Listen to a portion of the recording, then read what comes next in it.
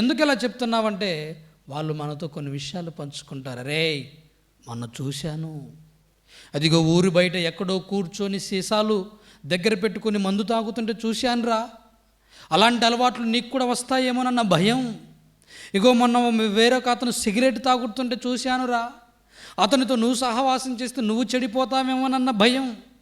నేను మొన్న చూశానురా నీ స్నేహితులని పలానా దగ్గర పలానా ఏరియాలో తిరుగుతుంటే వారిని పలానా వాళ్ళు ఇలా చెబుతుంటే విన్నాను, వారి సహవాసం చేస్తే ఎక్కడ అలవాట్లు నీకు వస్తాయేమోనని భయానికి చెప్తున్నాను రా. అటువంటి వారికి నువ్వు స్థానం ఇవ్వద్దు. చెప్పలేదా మీ పిల్లలు? మీరు ఇలాంటి విషయాలు మీ పిల్లలకి చెప్పుకున్నారా లేదా? ఎందుకు చెప్పుకోరు?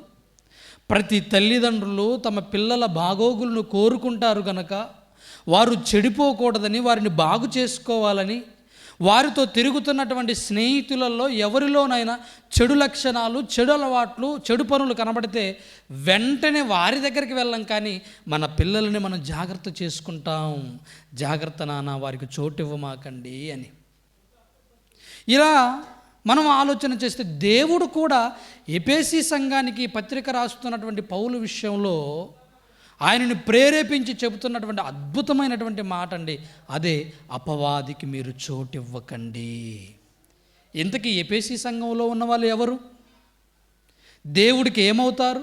అంతే కదండి. ఎవరైనా దగ్గర వారైతేనే కదా ఏదైనా మనం చెప్పేది. దూరంగా మనకు తెలియని వాళ్ళు, మనకు పరిచయం లేని వారు, మనతో అసలు సంబంధం లేని వారికి నువ్వు బాగుండు, ఎలా ఉండని చెప్తారు ఎవరైనా? ఎవరికి చెప్తారు? మనకు బాగా పరిచయమైన వాళ్ళైతే చెప్తాము, మన రక్త సంబంధికులైతే చెప్తాము, మనకు బాగా తెలిసిన వారైతే చెప్తాము, మన మాట వింటారనుకున్న వాళ్ళకే చెప్తాము. నువ్వు చెప్పావనుకోండి, నువ్వు ఇలా చెప్తే నీ మాటను త్రోసేసి తప్పు చేస్తున్నాడు, నువ్వు ఎందుకు చెప్తావు? మనకు అవసరం లేదు, వాళ్ళు చెప్పినా వినరండి అనుకుని వదిలేస్తావు. ఎందుకు ఈ మాట ప్రత్యేకంగా ఎఫెసీ సంఘానికి చెప్పాలనుకుంటున్నాడంటే, ఎఫెసీ సంఘంలో ఉన్న వాళ్ళు ఎవరో మనం కాస్త ఆలోచన చేద్దాం. చూద్దామండి. ఎఫెసీయులకు రాసిన పత్రిక 3వ అధ్యాయము 1వ వచనాన్ని మనం జాగ్రత్తగా చూడగలిగితే, ఇంతకీ ఎఫెసీ సంఘంలో ఉన్న వాళ్ళు ఎవరు? చూడండి. ఎఫెసీ పత్రిక 3వ అధ్యాయము 1వ వచనాన్ని మనం చూడగలిగితే, ఈ హేతువు చేత అన్యజనులైన మీ నిమిత్తము క్రీస్తు యేసు యొక్క ఖైదీనైన పౌలను నేను ప్రార్థించుచున్నాను. అంటే ఎఫెసీ సంఘములో ఉన్నవారు ఎవరో అని మనం ఆలోచన చేస్తే ముందుగా వారు అన్యజనులు. ఎవరు వాళ్ళు? ఏమండి, ఈ ఎఫెసీ సంఘంలో ఉన్న వారి గురించి వింటుంటే కాస్త మన జీవితాలు కూడా వారికి దగ్గరగా ఉంటాయండి. వారు ముందుగా ఎవరు? అన్యజనులు. మనం ఎవరమి? మనం కూడా అన్యజనులమే కదా. దేవునిని ఎరగని వారు అన్యజనులు. అంటే దేవునిని ఎరగని వారు, దేవుడి గురించి తెలియని వారు, లోక సంబంధంగా జీవించిన వారు, పరలోకం ఉందని తెలియని వారు, మరణిస్తే పునరుద్ధానం కలుగుతుందని నమ్మని వాళ్ళు, ఈ జీవితం ఇంతవరకే ఉంటుంది ముగిసిపోతుందని నమ్మిన వాళ్ళు అన్యజనులు. వారికి రాబోయే ఒక నూతనమైనటువంటి జీవితం ఉందన్న సంగతి తెలియదు.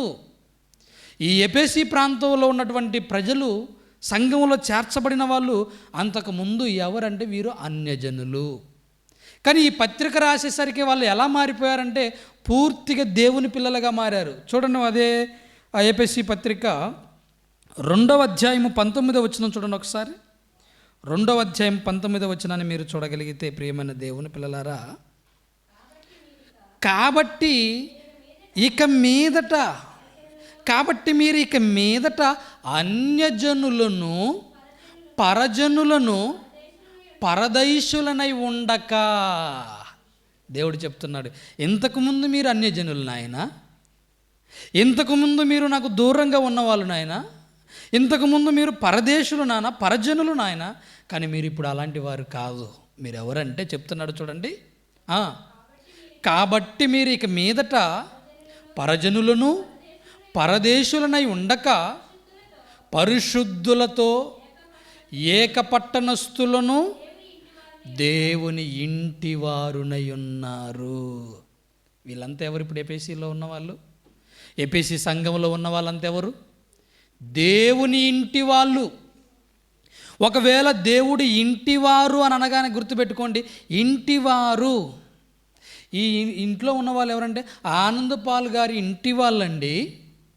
అంటే ఆనందపాల్ గారి ఇంటివారు అంటే ఆనందపాల్ గారు ఒక కుటుంబం, ఆయనకు ఒక భార్య, ఆయనకు పిల్లలు ఉన్నారని అర్థం. పలానా వాళ్ళు ఎవరండి అని అంటే పలానా యేసురత్నం గారి కుటుంబం అని అంటారు, ఆ ఇంటివారండి అంటారు. అనగానే దాని అర్థం రాహేలమ్మ గారు, ఆయన పిల్లలు, వాళ్ళ కోడళ్ళు, ఆయన మనవళ్ళు, మనవరాళ్ళు. ఈ ఎపేసీ సంఘంలో ఉన్న వాళ్ళు ఎవరు అంటే ఇంతకుముందు అన్యజనులు, ఇంతకుముందు పరజనులు, కానీ ఇప్పటికొచ్చేసరికి వాళ్ళందరూ కూడా దేవుని ఇంటి వాళ్ళు. దేవుని ఇంటి వాళ్ళతో ఇంటి పెద్దగా ఉన్నటువంటి దేవుడు చెప్పుకుంటున్నటువంటి మాట, ఒక తండ్రిగా తన పిల్లలకు చెప్పుకుంటున్నటువంటి మాట ఏంటో తెలుసా? మీరు ఎవరికి చోటిచ్చినా పర్వాలేదు, కానీ నాయన అపవాదికి మాత్రం చోటివ్వకండి, అపవాదికి చోటివ్వకండి అని దేవుడే స్వయంగా పిల్లలకు చెప్పుకుంటున్నాడంటే వాడు ఎలాంటి వాడై ఉంటాడో ఒకసారి ఆలోచించండి. ఎలాంటి పరిస్థితులు వాడు క్రియేట్ చేసి ఉంటాడో, ఎలాంటి పరిస్థితులలో వాడు దేవుని దృష్టికి కనబడి ఉంటాడో ఒకసారి ఆలోచించండి. పలానా వ్యక్తికి చోటు ఇవ్వద్దంటలేదు దేవుడు, పలానా వ్యక్తి పేరు చెప్పడం లేదు దేవుడు, కానీ ఎపేసీ సంఘంలో ప్రత్యేకంగా అపవాదికి చోటు ఇవ్వకండి అని అన్నాడు. ఏమంటే మరి ఎపేసీ సంఘానికి చెప్పాడు కదా, మనకెందుకు? ఎపేసీ సంఘం వాళ్ళు కదా, పరజనులు కాదు నాయన, ఇప్పటి నుంచి నా ఇంటి వారని వాళ్ళకి కదా చెప్పుకుంది, మనకు కాదు కదా, మనకెందుకని మీరు అనొచ్చు. మరి మనం ఎవరు చూద్దాం. పేతురు గారు రాసినటువంటి పేతురు పత్రికను మనం ఆలోచన చేస్తే, మొదటి పత్రిక, పేతురు గారు రాసినటువంటి మొదటి పత్రిక 2వ అధ్యాయము 9వ వచనాన్ని చూద్దాం. 2వ అధ్యాయము 9వ వచనాన్ని మీరు చూడగలిగితే, పేతురు మొదటి పత్రిక 2వ అధ్యాయం 9వ వచనంలో, అయితే మీరు చీకటిలో నుండి ఆశ్చర్యకరమైన తన వెలుగులోనికి మిమ్మును పిలిచిన వాని గుణాతిశయములను ప్రచురము చేయు నిమిత్తము ఏర్పరచబడిన వంశమును, రాజులైన యాజక సమూహమును. మరలా చూడండి, ఇక్కడ వాళ్ళకి ఏదైతే చెప్పాడో మనకదే చెప్తున్నాడు. పరిశుద్ధ జనమును, దేవుని సొత్తైన ప్రజలనై ఉన్నారు. మనం కూడా దేవుని సొత్తు, మనకు కూడా అదే మాట చెప్తున్నాడు, మీరు అపవాదికి చోటు ఇవ్వకండి. అంటే అపవాది ఎంత ప్రమాదకరమైన వాడా? పేరు అపవాది అనగానే మనకి ఎంతగా అనిపిస్తుందండి. నా పేరేం పేరు? ఆనందపాలు. చూడగానే ఓ ఆనందపాలు అని గుర్తుపట్టేస్తాం.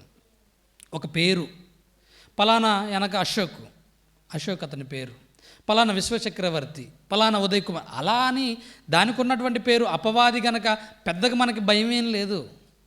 వాడి పేరు కూడా అపవాది, వాడి పేరు కూడా సాతాను, అంతే కదా అని అనుకుంటాం. కానీ వాడి క్యారెక్టర్ గురించి మనకు తెలియాలి.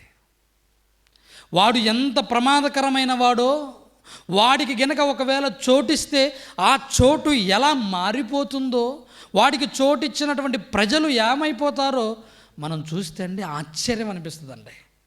నిజంగా అపవాది గురించి చెప్పాలంటే ఈ ప్రపంచంలో మీరు ఎక్కడ వెతికినా ఏ పుస్తకం దొరకదు. మీరు బడిలోకి వెళ్ళి మాకు అపవాది గురించి చెప్పండి, వాడి పేరు అపవాదట, సాతానట, మడుకు వాడి గురించి కాస్త చెప్పండి విందామని మీరు బడిలో అడిగారనుకోండి, మాకు ఇంతవరకు సిలబస్లో ఆ పాఠమే రాలేదంటాడు. సరే, ఇక్కడి నుంచి కాలేజీకి వెళ్ళారనుకోండి, అక్కడికి వెళ్ళి ప్రిన్సిపల్ గారిని అడిగారనుకోండి, అక్కడికి వెళ్ళి అడిగేదనుకోండి, ఏమండి ఈ సిలబస్ పేరు మేము ఇంతవరకు ఎక్కడ వినలేదండి, మేము కూడా తయారు చేయడానికి మాకు దాని గురించి ఏం తెలియదండి అంటారు. ఒకవేళ యూనివర్సిటీలోకి వెళ్ళారనుకోండి, ప్రొఫెసర్లను అడిగారనుకోండి, వాళ్ళకి కనుక ఏమండి అపవాది గురించి కాస్త చెప్పండి అంటే, అపవాదా ఇది పేరు ఇవ్వాలని వింటున్నాం అంటారు వాళ్ళు. ఒకవేళ క్రైస్తవులు అయితే దాని గురించి కాస్త అవగాహన ఉంటుంది, క్రైస్తవ సేవకులైతే దాని మీద మరింతగా అవగాహన ఉంటుంది, దాని గురించి చెప్పగలరు. కనుక సమాజంలో దానికి ఏదో గుడి లేదు, బడి లేదు, అయినా అది చేసేటువంటి చేష్టలు అన్నీ ఇన్ని కాదు. అందుకే దేవుడు అంతగా శ్రద్ధ తీసుకొని రాయిస్తున్నాడు, అపవాదికి చోటు ఇవ్వద్దు. ఇంతకీ వాడు ఏం చేసి ఉంటాడు? వాడు ఏం చేసి ఉంటాడు? అంతే కదండి. ఇప్పుడు మనకేదన్నా జరిగిందనుకోండి, సంభవించిందనుకోండి, అప్పుడు అంటాం మనం, ఇగో వీళ్ళకి చోటు ఇవ్వద్దండి మీ దగ్గర అని అంటారు. ఏం చేస్తే? ఏదన్నా నేరం చేస్తే, ఏదన్నా ఘోరం చేస్తే. ఏవండి, వాడి గురించి మనం ఆలోచన చేస్తే, ఇప్పుడు దేవుణ్ణి అడుగుదాం, తండ్రి నువ్వు మా తండ్రివి కదా, నువ్వు అన్నీ చెప్తావు, మా మేలు కోసం చేస్తావు, మా బాగోగులే కోరుకుంటావు, మేము క్షేమంగా ఉండాలని నువ్వు చూస్తావు, అందుకే మమ్మల్ని ఆశీర్వదిస్తావు. మాకొకటి అర్థం కాలేదు, ఈ మనుషులలో ఎవరికి చోటు ఇవ్వద్దని లేదు, కానీ ఎందుకయ్యా అపవాదికి చోటు ఇవ్వద్దంటున్నావు, కాస్త ఆయన గురించి మాకు చెప్పరాదు అని అడిగామనుకోండి, ఆయన చెబుతున్నటువంటి మాటలు మనం ఒకసారి చూద్దామండి. ప్రియమైన దేవుని పిల్లలారా, చూడండి ఒకసారి వాడుకున్నటువంటి పేర్ల గురించి మనం ఆలోచన చేస్తే ఏం చేస్తున్నాడో మనం ఒకసారి చూద్దాం. వాడుకున్న పేర్లు చెప్పండి. మీకు సాతాను గురించి మీకు తెలిసిన పేర్లు: సాతానని, అపవాదని, దుష్టుడు అని, ఇంకా ఘట సర్పమని, మహాఘట సర్పమని, ఇంకా చెప్పండి. తెలియదా మీకు? తెలియదా? వాడికి ఇంకొక పేరుందండి, నరహంతకుడు. ఏం పేరు వాడి పేరు? అపవాది అంటే పెద్దగా భయం ఏమనిపించట్లే మనకి. దుష్టుడు అంటే పెద్దగా దుష్టుడు అంటాడు, వదిలేసుకుంటాం. నరహంతకుడు అంటే ఎలా ఉంది చెప్పండి. ఇప్పుడు మీ పక్కన కూర్చున్న వాళ్ళతోటి మీరు కాస్త జోకులు వేసుకుంటూ నవ్వుకుంటూ అప్పటిదానికి నవ్వి, ఎవరో ఒకరు వచ్చి నీకు ఆయన గురించి తెలుసా అని అంటే, ఏంటి అంటే నరహంతకుడు, మొన్ననే ఒకరిని వేసి వచ్చాడంటే ఎలా ఉంటుంది? జోకేస్తావా? ఇప్పుడు పడిపడి నవ్వుతావా? ఏమిటండి, కూర్చుంటావా? మరి అలాంటిది అపవాది గురించి చెప్తున్నాడు. ఏమనుకుంటున్నావు? అపవాది అంటే సాతాన్ అనగానే వాడి పేరు సాతాన్ అనుకున్నావు, అపవాది అనగానే అపవాది అనుకున్నావు. దుష్టుడు అనగానే దుష్టుడు వచ్చి వారిలో విత్తబడిన వాక్యాన్ని ఎత్తుకొని పోతాడంటే వాక్యాన్ని ఎత్తుకొని పోతున్నాడు అనుకుంటున్నావు. కానీ వాడికి గినక నువ్వు ఆశ్రయం ఇస్తే నిన్ను చంపేంత వరకు విడిచిపెట్టాడన్న సంగతి నీకు తెలియడం లేదు. వాడి గురించి మాట్లాడుతూ ఏమంటున్నాడు ఒకసారి యోహాను సువార్త తీయండి. యోహాను సువార్త 8వ అధ్యాయము 44వ వచనం నుంచి చూడగలిగితే, యోహాను సువార్త 8వ అధ్యాయము 44వ వచనాన్ని చూడండి ఒకసారి. మీరు మీ తండ్రియగు అపవాది సంబంధులు, మీ తండ్రి దురాశలను నెరవేర్చగోరుచున్నారు. ఎక్కడి నుంచి అంట? ఎందుకు చెప్తున్నాడు వాడి గురించి అంటే, వాడు ఎప్పటి నుంచి ఇలాంటి క్రియలు చేస్తున్నాడంటే, ఆది నుండి వాడు నరహంతకుడై ఉండి సత్యమందు నిలిచి ఉన్నవాడు కాడు. వాడి యందు సత్యమేమీ లేదు. వాడు అబద్ధమాడునప్పుడు తన స్వభావమును అనుసరించేవాడు మాట్లాడుతాడు. వాడు ఆది నుండి నరహంతకుడు. ఆది నుంచి వాడు ప్రారంభం నుంచి నరహంతకుడు అంటే ఒకసారి ఆలోచించండి. ఇప్పుడు ఏపీసీ సంఘం ఎప్పుడు ఏర్పడిందండి? 2000 సంవత్సరంలో కదా, క్రీస్తు మరణించిన తర్వాత కదా ఆ సంఘం ఏర్పడింది. అప్పటికి వాడి జ్ఞాపకం చేస్తున్నాడు. వాడికి ఎందుకు చోటు ఇవ్వద్దు అంటున్నానంటే, వాడు ఆది నుంచి నరహంతకుడే. మారు మనసు పొందలేదా? పొందలేదు. వాడు ఎవరిని బాగు చేయలేదా? బాగు చేయలేదు. వాడికి స్థానం ఇచ్చిన ప్రతి ఒక్కరు కూడా భూమి మీద అతి క్రూరంగా కిరాతకంగా చంపబడ్డారు, చచ్చిపోయారు. మరి అలాంటి వాడికి నువ్వు చోటిస్తే, అలాంటి వాడికి నువ్వు స్థానం ఇస్తే, అలాంటి వారిని నువ్వు రమ్మని ఆ స్థలం ఇస్తే, వాడు నిన్ను కూడా చంపేస్తాడు, డౌటే లేదు.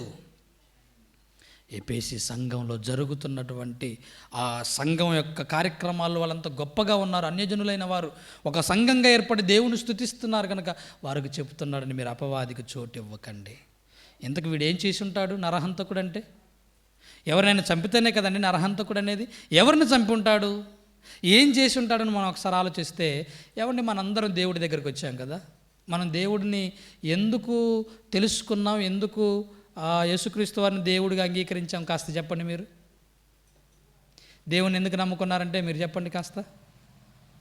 పిల్లల పెళ్ళిళ్ళ కోసం అండి, ఉద్యోగాల కోసం అండి, ఆ భూములు కొనాలండి, ఆరోగ్యం కొరకని చెప్పారా? ఇవన్నీ ఎప్పుడో మర్చిపోయారు కదా, మనమంతా ఎప్పుడో మర్చిపోయాం. మనకు తెలుసు. చెప్పండి మీరు మొహమాటం లేకుండా, ఎందుకు దేవుడిని దగ్గరకు వచ్చాం? చెప్పండి, ఏం కాదు, మొహమాటం లేకుండా చెప్పండి. పరలోకం కోసం. అదేనా? అదే కదా. మరి దానికి చెప్పడానికి సిగ్గుపడుతున్నారు ఏంటండి? పరలోకం వెళ్ళడానికే కదా మనందరం సిద్ధపడేది. ఎందుకు ఈ కష్టాలు పడుతున్నామంటే పరలోకం వెళ్ళాలండి.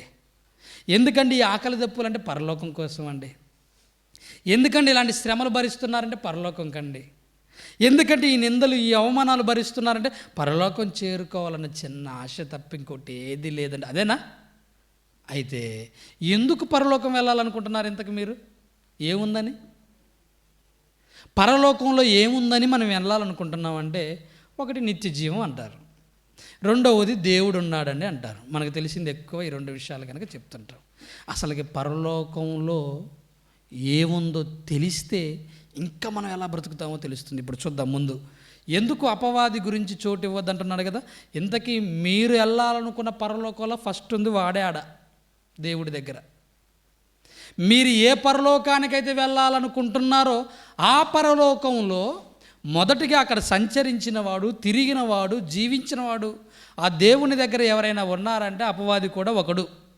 వాడు ఏం చేశాడో, అలాంటి దేశాన్ని, అలాంటి లోకాన్ని ఎలా మార్చాడో మనం చూస్తే ఆశ్చర్యం అనిపిస్తుంది. ఇంతకు పరలోకం ఎలా ఉంటుంది మనం కాస్త ఆలోచన చేద్దాం. చూడండి, ప్రకటన గ్రంథము 21వ అధ్యాయము 23వ వచనాన్ని చూడండి మీరు. ప్రకటన గ్రంథము 21వ అధ్యాయము 23వ వచనాన్ని మీరు చూడగలిగితే, ప్రియమైన దేవుని పిల్లలారా, ఆ పట్టణములో అంటే పరలోకం గురించి మాట్లాడుతున్నాడండి ఇక్కడ. ఆ పట్టణములో ప్రకాశించుటకై సూర్యుడైనను చంద్రుడైనను దానికి అక్కరలేదు. ఫస్ట్ పరలోకంలో సూర్యుడు అక్కరలేదు, చంద్రుడు అక్కరలేదు. సూర్య చంద్రులు ఎవరికి అవసరం చెప్పండి? భూమికి అవసరం. భూమికి ఎందుకు అవసరం? భూమి భ్రమణం, పరిభ్రమణం చెందటం వలన రాత్రులు పగుళ్ళు వస్తాయి గనుక. రాత్రి పగుళ్ళ వల్ల ఎవరికి సుఖం? భూమి మీద బ్రతుకుతున్నటువంటి మనుషులకు కానీ, జీవరాశులకు కానీ, మొక్కలకు కానీ, జంతువులకు కానీ. ఎందుకు అంటే పగలంతా ఉండడం వల్ల మనం పని చేసుకుంటాం. అవునా కదా చెప్పండి? సూర్యుడు ఉండడం వల్ల ఏమవుతుంది? ఉదయం వస్తుంది. ఈ సూర్యుని వల్ల ఏం జరుగుతుంది? మనం అన్ని పనులు చక్కగా చేసుకుంటాము. పొలానికి వెళ్తాము, పొలం పనులు చేసుకుంటాం, ఉద్యోగానికి వెళ్తాం, ఉద్యోగం చేసుకుంటాం, ఆ బంధువుల ఇంటికి వెళ్తాం, వాళ్ళని పరామర్శిస్తూ వస్తుంటాం. ఇలా మన ప్రయాణాలన్నీ సాగుతుంటాయి. రాత్రి అయిందంటే మనకి రెస్ట్ తీసుకోవాలని ఒక సిగ్నల్. సాయంత్రం అవుతుందంటే అమ్మో చీకటి పడుతుంది, నేను త్వరగా ఇంటికి వెళ్ళిపోవాలి. పనులన్నీ పక్కన పెట్టేసి ఇంటికి వెళ్ళిపోతారు. అవునా కదా చెప్పండి? నాటుకు వెళ్తారు కదండి మీరు. 6 అవుతుంది, చీకటి పడుతుంది, 7 అవుతుంది, 7:30 దాకా నాటేస్తున్నారు. 7:30 తర్వాత కూడా రాత్రి వేస్తారా మీరు? ఏమనిపిస్తుంది మీకు? చీకటి పడింది, రెస్ట్. నీకు తెలియకుండానే దేవుడు రెస్ట్ ఇస్తున్నాడు. Okay, right. సూర్యుడు చంద్రుడు ఎందుకు అని అంటే పగలంతా మనం పని చేసుకోవడానికి, రాత్రంతా మనం విశ్రాంతి తీసుకోవడానికి. మరి ఇప్పుడు పరలోక పట్టణంలో సూర్యుడక్కరలేదు, చంద్రుడక్కరలేదు. మరి నువ్వు అక్కడ ఏం పని చేసుకుంటావు? అక్కడ కూడా ఇలాగే వ్యవసాయం చేద్దాం అనుకుంటున్నావా? నీకు ఆ ఛాన్స్ లేదు. నువ్వు పని చేసుకోవాలి, కష్టపడాలి, మరలా తినాలి, ఇదంతా ఉదయం త్వరగా లేవాలని ఈ టెన్షన్స్ అంటే ఏం లేవు అక్కడ పరలోక రాజ్యంలో. నీకు అసలు సూర్యుడు లేడు, చంద్రుడు లేడు, అలాంటి లోకంలో ఉంటున్నామంటే అసలు అది ఎలా ఉంటుందో ఒకసారి ఊహించండి. ఆ పట్టణంలో ప్రకాశించడానికి ఎవరు అవసరం ఉండదు. దేవుని తేజస్సు, దేవుని వెలుగే ఉంటుంది. నెంబర్ 2, ఇంకా కొంచెం ముందుకెళ్ళి ఆలోచన చేయగలిగితే అదే ప్రకటన గ్రంథము 21వ అధ్యాయము 4వ వచనాన్ని చూద్దాం. ప్రకటన గ్రంథము 21వ అధ్యాయము 4వ వచనం. ఆయన వారి కన్నుల ప్రతి బాష్ప బిందువును తుడిచివేయును. ఏముండదట అక్కడ? మరణము ఇక ఉండదు, దుఃఖమైనను, ఏడ్పైనను, వేదనైనను ఇక ఉండదు. పరలోకంలో ఏం లేదట ముందు? మరణం. ఏమండి ఇక్కడ ఎంత కష్టపడేది దేనికండి? ఇన్ని హాస్పిటల్ ఎందుకండి చెప్పండి? హాస్పిటల్స్ ఎందుకండి ఇన్ని చెప్పండి? ఎందుకంటే చావు నుంచి కాస్త మనం రక్షించుకోవడానికి కొద్ది కాలం, అంతే కదా? అవునా కదా చెప్పండి? ఏదైనా యాక్సిడెంట్ అయ్యి బాగా రక్తస్రావం అవుతుంది అనుకోండి తలకి, వెంటనే హాస్పిటల్కి తీసుకెళ్ళి దాన్ని ట్రీట్మెంట్ చేసి కుట్లేసి లేదా ఆపరేషన్ చేసి కుట్లేసి కొంచెం నీ ప్రాణాన్ని కాపాడుతుంటారు, కొంతకాలం బ్రతకడానికి. కొంచెం నీకు అసలు నువ్వు వెళ్ళే పరలోకంలో మరణమే లేదట. నీకు మరణమే కాదు, అక్కడ ఏం లేదంటున్నాడు, ఇంకా ఏడ్పైనను దుఃఖమైనను వేదనైనను ఉండదు. అసలు నీకు ఏది ఇక్కడ కదండి ఈ బాధలన్నీ. పొద్దున్నే లేచి ఎవరు తిడతారో తెలియదు, ఎవరు కొడతారో తెలియదు, ఎలాంటి ఆకలి భరించాలో తెలియదు, ఎలాంటి అవమానం భరించాలో తెలియదు. ఇక్కడ మనకి ఇవన్నీ కూడా. అసలు పరలోకం పోతే నీకు అలాంటిది ఏది లేదు. కొంతమంది అవమానం తట్టుకోలేక ఈ మధ్యకాలంలో ఉంటుంది ఒక సిస్టర్ గారు, అన్నయ్య నేను ఈ అవమానాలు తట్టుకోలేకపోతున్నాను, ప్రతి క్షణం నన్ను అనుమానిస్తున్నాడు నా భర్త, నేను బ్రతకలేకపోతే నేను చావాలనుకుంటున్నాను అంటుంది ఇక్కడ. ఎందుకు? అనుమానించాడని. ఒక తమ్ముడు అంటున్నాడు, అన్నయ్య నా భార్య నన్ను పెట్టే టార్చర్ తట్టుకోలేకపోతున్నాను. అంతే కదండి, ఈ మధ్యన ఎలా తయారయ్యారు? రివర్స్ అయిపోయింది కొంతమందికి టార్చర్.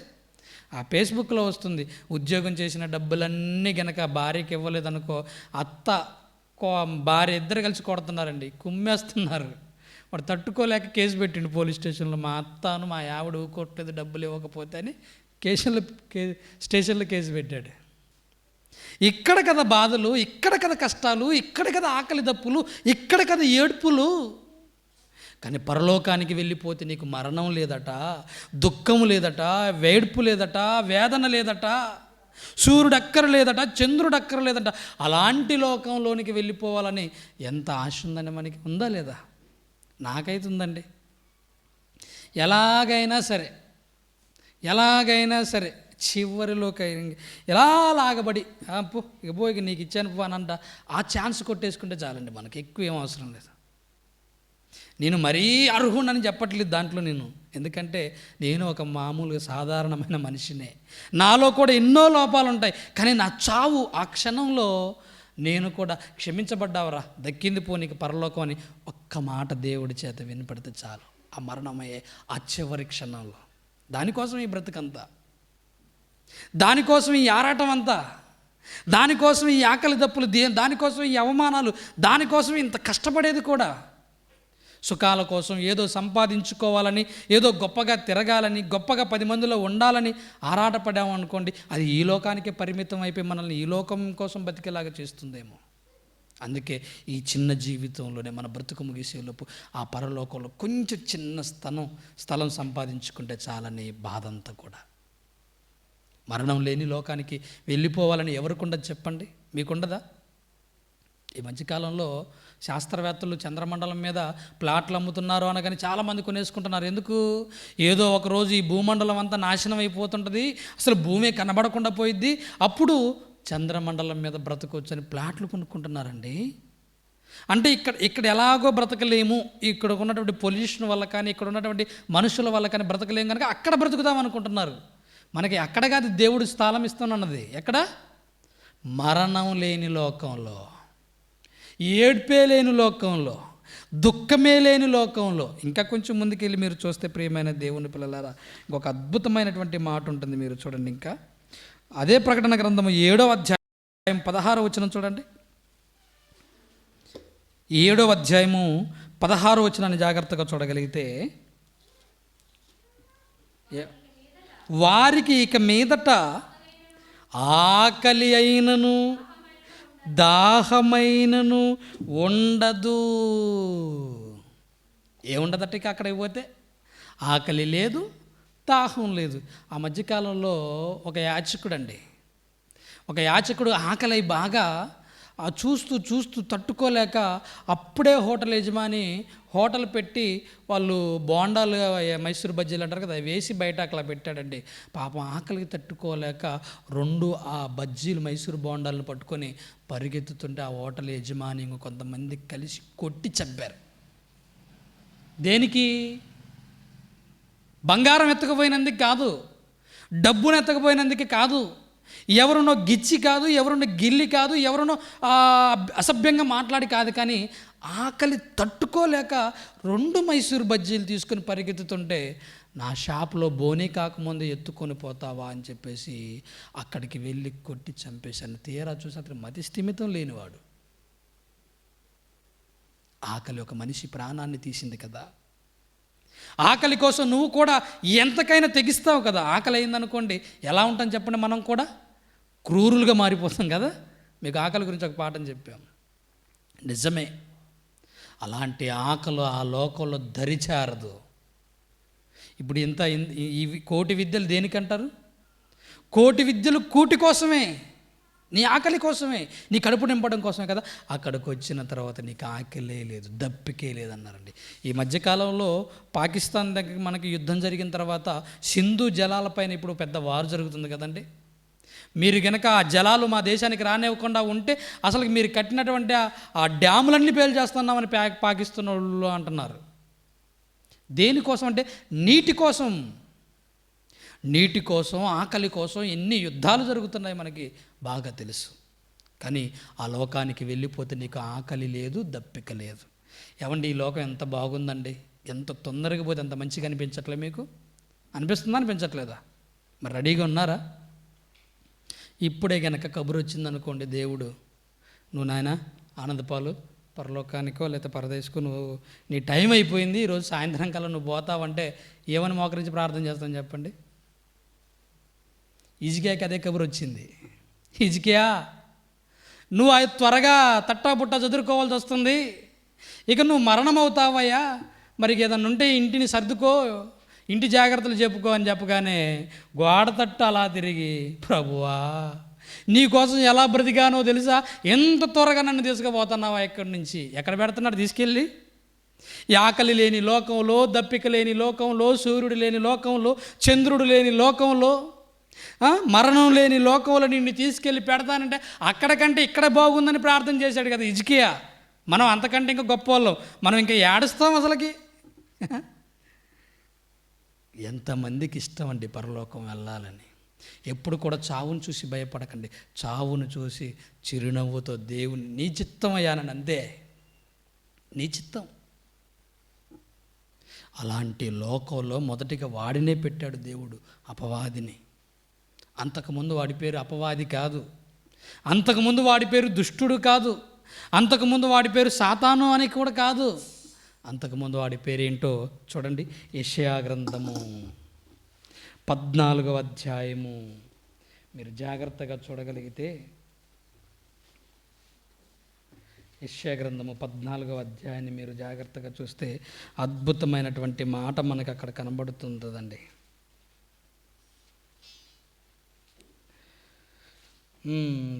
ఎక్కడి నుంచి 12వ వచనం నుంచి.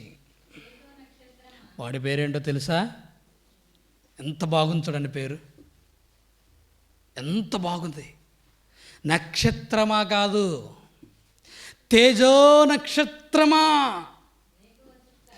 వేకువ చుక్క. వేకువ చుక్క అంటే మనకి టైమింగ్స్ తెలిపేదండి. ఇది సాయంత్రం పూట 5, 6 అయిందనుకోండి, కుందేళ్ళు ఆ చుక్కను చూసి బయటికి వెళ్తాయట.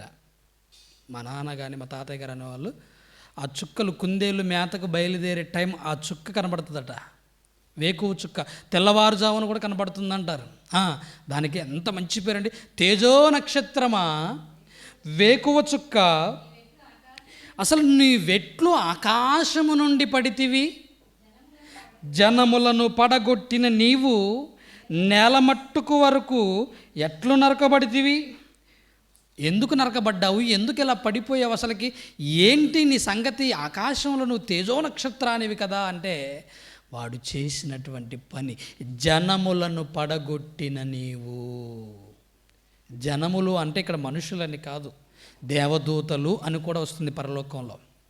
పరలోక సందర్భాన్ని మనం ఆలోచన చేస్తే తర్వాత ఏమంటున్నాడు చూడండి. వాడు ఏమనుకుంటే పడిపోయాడో చెప్తున్నాడు చూడండి. నక్షత్రములకు పైగా నా సింహాసనమును హెచ్చింతును, ఉత్తర దిక్కునున్న సభాపర్వతం మీద కూర్చుందును, మేఘమండలము మీదకి ఎక్కుదును. వాడు ఇంకొక పాయింట్ ఇక్కడ చెప్తున్నాడు చూడండి. మహోన్నతునితో అంటే, మహోన్నతుడు అంటే దేవుడు అండి. ఆ మహోన్నతునితో సమానునిగా చేసుకుందును అని నీవు మనస్సులో అనుకుంటివి కదా. అంటే దేవుడి స్థానాన్ని ఆక్రమించి, దేవుడి యొక్క అధికారాన్ని ఆక్రమించి, ఏ పరలోకం అయితే మనుషుల కోసం కట్టబడుతుందో, దేవుడు అక్కడ ఉండి మీకు ఆకలి లేని లోకాన్ని మీకు ఇవ్వాలనుకున్నాడో ఆ లోకంలో వాడే అధికారి అయి ఉండాలని ఆలోచించి దేవుడి మీదనే నేను అధికారినిగా అనుకుంటున్నాడండి. చూడండి, వాడు దేవునితో సమానమైన వారసత్వం నాకు కూడా ఉంది, సమానమైన బలం నాకు కూడా ఉందని అనుకోని వాడు మనస్సులో అక్కడ ప్రారంభించాడండి. ఏం చేశాడు ఆ పరలోకంలో? మీరు ఇదంతా మీరు చూడగలిగిన తర్వాత ఇప్పుడు మళ్ళీ ప్రకటన గ్రంథంకి వద్దాం. ఇది ఇలానే ఉంచి అక్కడికి వచ్చేద్దామండి. ఇది మీరు జ్ఞాపకం పెట్టుకొని, ఇది యెషయా గ్రంథం 14వ అధ్యాయం అట్లనే ఉంచుకోండి. ప్రకటన గ్రంథం 12వ అధ్యాయము 9వ వచనంలో చూడండి. వాడు అనుకున్నట్టుగా కాకుండానే వాడు ఏం చేశాడో చూడండి. 12వ అధ్యాయము 9వ వచనం. కాగా సర్వలోకమును మోసపుచ్చుచు, వాడికి ఇంకొక పేరు వచ్చేసింది, అపవాదనియు సాతాననియు పేరు గల ఘటసర్పమైన ఆది సర్పమైన ఆ మహాఘట సర్పము పడద్రోయబడెను. దానికన్నా ముందుంటుంది అంతటా పరలోకములో యుద్ధము జరిగిన. ఉందా ఆ పదాలు? ఉన్నాయా? పరలోకంలో వాడున్నాడు. పరలోకంలో యుద్ధాన్ని ప్రకటించాడు. ఆ పరలోకంలో వాడు యుద్ధాన్ని చేసి ఓడిపోయాడు. తర్వాత చదవండి ఇంకా. పడద్రోయబడెను. అది ఎక్కడ పడద్రోయబడింది? భూమి మీద పడద్రోయబడెను. దాని దూతలు దానితో కూడా పడద్రోయబడెను. మరియు ఏవండి, ఇప్పుడు వాడు అక్కడి నుంచి పడిపోయాడు కనుక ఇప్పుడు పరలోకంలో ఏం జరుగుతుందో చెప్తుండే. మరియు ఒక గొప్ప స్వరము పరలోకమందు ఇలాగు చెప్పుట వింటిని, రాత్రింబవళ్ళు మన దేవుని ఎదుట మన సహోదరుల మీద నేరము మోపువాడైన అపవాది. ఇక్కడ మీరు ఒకటి పాయింట్ గుర్తు చేసుకోవాలి. ఎప్పుడు మీ మీద ఏదో ఒకటి పితరులు, ఎప్పుడు ఏదో ఒకటి మీ మీద చాడీలు, నువ్వు ఇలాంటోడివి, నువ్వు అలాంటోడివి, నువ్వు ఇలాంటి దానివి, నువ్వు అలాంటి దానివి, నువ్వు అది చేసావు, నువ్వు ఇది చేసావని ఎప్పుడు నీ తప్పుల గురించి ఇతరులతో మాట్లాడుతున్నారో చూడండి. వాళ్ళు ఎవరు అనుకుంటున్నారు? అపవాది సంబంధులు. నీకెందుకు? ప్రతిసారా తప్పు చేశాడు గద్దించు, తప్పు చేశాడు బుద్ధి చెప్పు, తప్పు చేశాడు ఇంకా ఏం చేయాలి? ఖండించు. అవి చేసిన తర్వాత కూడా మాటి మాటికి వాళ్ళ యొక్క బలహీనతలు చాటుతూ వాళ్ళ యొక్క ఆ చెడు గురించి మాట్లాడుతున్నావంటే ఈ లక్షణం ఉన్నది ఎవరు అనుకుంటున్నారు? అపవాది. వాడు మన తండ్రి అయిన దేవుడి దగ్గరికి వెళ్ళి ఏం చేస్తున్నాడంట? రాత్రింబవళ్ళు మన సహోదరుల మీద ఏం చేస్తాడట? వాడు ఏం చేస్తాడు? నేరము మోపుతాడు. చదవండి, ఉంది కదా బైబిల్లో. నేరము మోపువాడైన అపవాది పడద్రోయబడెను గనుక రక్షణయు శక్తియు రాజ్యమును మన దేవుని వాయను. మన దేవుడికి సొంతమైపోయాయి. వాడిని పడద్రోసి పడేశాడు. ఏమండి, అలాంటి పరలోక రాజ్యంలోని యుద్ధాన్ని క్రియేట్ చేశాడు అంటే, ఆకలి లేని లోకంలోని యుద్ధాన్ని చేశాడంటే, దప్పిక లేని లోకాలను యుద్ధం చేశాడంటే, మరణమే ఇక లేని చోట్లోనికి యుద్ధాన్ని ప్రకటించాడు, యుద్ధాన్ని చేశాడంటే, ఇక్కడ ఆకలి ఉంది, ఆకలి కోసం నిన్ను ప్రేరేపించడా? దప్పిక ఉంది, దప్పిక కోసం నిన్ను ప్రేరేపించి యుద్ధం చేయడా? ఇక్కడ సూర్యుడు చంద్రులు ఉన్నారు, భూభాగాలు ఉన్నాయి, వీటి కోసం నిన్ను ప్రేరేపించి యుద్ధం చేయడా? నీతోటి యుద్ధం చేయిస్తాడు, నీకు నువ్వుగా చచ్చిపోయేలాగా చేస్తాడు. వాడి గుణమే అది. ఏవండి, నేను మీకు ఎందుకు ఈ మాట చెప్తున్నానంటే, అలా అపవాదికి చోటిచ్చి నాశనం అయిపోయినటువంటి ఒక కుటుంబం గురించి చెప్తాను, ఒక సేవకుడి గురించి చెప్తాను ఈరోజు. ఎవరికి చోటు ఇవ్వద్దన్నాడో వాడికి చోటిచ్చి ఆగమైపోయినటువంటి కుటుంబం మీకు చెప్తాను. చూస్తారా ఒకసారి? చూడండి ప్రియమైన దేవుని పిల్లలారా, అపోస్తుల కార్యాలు 5వ అధ్యాయము 1వ వచనాన్ని చూడండి. అపోస్తుల కార్యాలు 5వ అధ్యాయం 1వ వచనాన్ని చూస్తే ఇక్కడ మనకు కనబడతారండి. ఎన్నోసార్లు మనం విన్నాం ఈ కుటుంబం గురించి. ఎవరనుకుంటున్నారు వీరు? అననీయ, షప్పీరా. చూడండి, ప్రారంభ వచనం నుంచి చదవండి. అననీయ అని ఒక మనుష్యుడుండెను, ఆయన భార్య అయిన షప్పీరాతో ఏకమై పొలం అమ్మెను. ఎందుకు అమ్మారు ఈ పొలం? అసలు వీళ్ళెవరు అని మనం ఆరా తీస్తే వీళ్ళు ప్రారంభ సంఘంలో చేర్చబడినటువంటి మంచి విశ్వాసం కలిగిన కుటుంబం. దేవుడు వారి ద్వారా చేయిస్తున్నటువంటి అద్భుతాలు, ద్వారా చేయిస్తున్నటువంటి పరిచర్యను చూసి వారు దానికి వాళ్ళు అంకితమైపోయి ఇంకా ఈ పరిచర్య ప్రబలం కావాలి అని అంటే దాంట్లో మా సహకారం కూడా ఉండాలి అని చెప్పేసి వారు ఏకమై ఆలోచించుకుని భార్యాభర్తలు పేతురు గారి దగ్గరికి వెళ్ళి, అయ్యా మేము కొంత భూమిని అమ్మి మీకు ఇవ్వాలనుకుంటున్నాము సువార్త కోసం. ఈ ఇచ్చినటువంటి డబ్బుల్ని మీరు తీసుకెళ్ళి ఆయా ప్రాంతాలలో సువార్త చాటండి, లేని వారికి పంచండి, వారి అక్కరలు తీర్చండి అని వాగ్దానం చేసుకున్నాలో మాట ఇచ్చిన వాళ్ళు ఏం అడగ బలవంతం చేసిన వాళ్ళు కాదు. వారంతటా వాళ్ళు అనుకొని వాళ్ళ ఇంటికి వెళ్ళారు, పొలం బేరం పెట్టారు, పొలం అమ్మేశారు. అయిపోయిన తర్వాత డబ్బులు చేతికి వచ్చేసాయి. ఏమొచ్చేసాయి ఇప్పుడు? డబ్బు. మన మనసు కూడా మారిపోతుంది కదా ఒక్కొక్కసారి డబ్బును చూసినప్పుడు. డబ్బును చూడగానే మనకేమనిపిస్తుంది చెప్పండి? ఆ మధ్యకాలంలో ఒక వ్యక్తి అంటున్నాడు, అన్నయ్య నాకు ఉద్యోగం వచ్చేటట్టు ప్రార్థన చేయండి, ఉద్యోగం వస్తే దేవుడి పనికి ఎలా సహకరిస్తానో చూడన్నాడు. ఉద్యోగం వచ్చింది. ఉద్యోగం వచ్చిన తర్వాత మరి దేవుడి పనికి రావట్లేదు, కనబడటం లేదు, సహకరించట్లేదు. ఏమైపోయావు నాయన, ఎందుకు నాయన రావట్లేదంటే ఉద్యోగం తప్ప ఇంక నేను ఏం చేయలేకపోతున్నాను అన్నయ్య అంటాడు. ఎందుకు? ఉద్యోగం రాకముందు ఒకలాగా, ఉద్యోగం వచ్చిన తర్వాత ఒకలాగా. డబ్బు లేనప్పుడు మనకేమనిపిస్తుంది చెప్పండి? దేవుడి కోసం అది చేయాలి, దేవుడి కోసం ఇది కొనియాలి, డబ్బు నాకు 1,00,000 రూపాయలు దొరికితే బాగు, దేవుడి మందిరంలో ఇది పెట్టిద్దును, దేవునికి అది కొనిద్దును అనుకుంటాం అనుకో చెప్పండి. 1,00,000 రూపాయలు వచ్చేసాయి నీకు. ఇప్పుడేమనుకుంటావు? ఎక్కడ కట్టాలి, ఎవరికి ఇవ్వాలి, ఎవరు వడ్డీకి ఇవ్వాలి, ఏ ప్లాట్ కొనాలి, ఏ స్థలం అనుకుంటాం అనుకో చెప్పండి. దేవుడి కార్యక్రమాలు సహకరిస్తున్నామా? వాళ్ళు అనుకున్నటువంటి ఒక మంచి కుటుంబం అండి. అయితే తర్వాత భార్య ఎరుకని అంటే వాళ్ళిద్దరికీ తెలిసే వాడు దాని వెలలో కొంత దాచుకొని కొంత తెచ్చి అపోస్తలుల పాదముల యొద్ద పెట్టెను. అప్పుడు పేతురు ఒక సీక్రెట్ని చెప్తున్నాడు చూడండి మీరు. అననీయ, చెప్పండి అయ్య గారు, నీ భూమి వెలలో కొంత దాచుకొని పరిశుద్ధాత్మను మోసపుచ్చుటకు సాతాను ఎందుకు నీ హృదయమును ప్రేరేపించెను? ఇక్కడ మీరు ఆలోచించండి. డబ్బు అమ్మింది ఎవరు? అననీయ సప్పీరాలు. దాచుకుంది ఎవరు? అననీయ సప్పీరాలు. అపోస్తలుల దగ్గర తీసుకొచ్చింది ఎవరు? అననీయ. కానీ ఇక్కడికి వచ్చేసరికి ఒక సీక్రెట్ చెప్తున్నాడు ఏంటి? అపవాది ఎందుకు నీ హృదయమును ప్రేరేపించింది అంటే మన హృదయాలను ప్రేరేపించేది ఎవరు? దేవునికి భిన్నంగా బ్రతకడానికి. పరిశుద్ధాత్మకు వ్యతిరేకంగా అన్న పదం ఉందా? ఎందుకు పరిశుద్ధాత్మకు వ్యతిరేకంగా అంటే అర్థం?